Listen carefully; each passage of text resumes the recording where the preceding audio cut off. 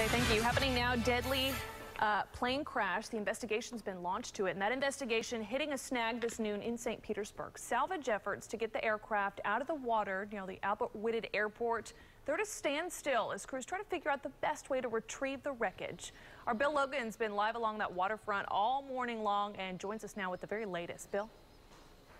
And right now I can tell you, Ashley, that things are beginning to move over there at the end of the runway. Let me get out of the way here so you can see as Frank zooms all the way in. You can see a tow truck out there at the very end of that spit of land that plane last flew over yesterday. This has become very clear that something or some things have been delaying this effort this morning.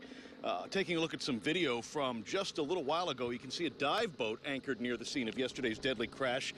That about the only activity we could see through the morning hours, as the Coast Guard informed us that they were out of the operational aspects of this situation, turning to the Federal Aviation Administration and the National Transportation Safety Board for oversight as this investigation into what went wrong moves forward.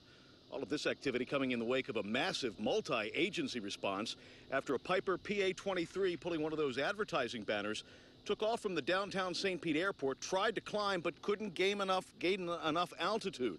A flotilla of pleasure boaters, Coast Guard and St. Pete Fire Rescue surrounded the plane in minutes, but by the time a fire rescue diver made it down to the wreckage located on the seafloor some 25 feet below the surface, it was too late to save the life of the pilot, the only one on board, 70-year-old Donald Thomason. But when I got down there was really limited visibility. Like, I couldn't see the console for my oxygen. It was just real turbid water. But I felt my way along and found the victim and was able to free him up and bring him up. Now the job is to recover the plane so that the agency is conducting the investigation can get a good look at it. This is going to be very tricky, though. As mentioned, it's under a couple of dozen feet of water down at the bottom of the bay here, and it is going to be a decent sort of effort to get this plane up off of the bottom of the seafloor here. We've reached out to the pilot's family today.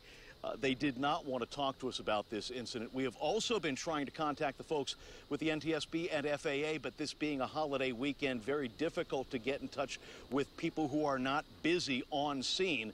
They're telling us that this will be out of the way and will be out of the water within the next day or so, but it's going to be a tricky effort, and they're going to be here trying to maintain that scene and try and figure out exactly what happened.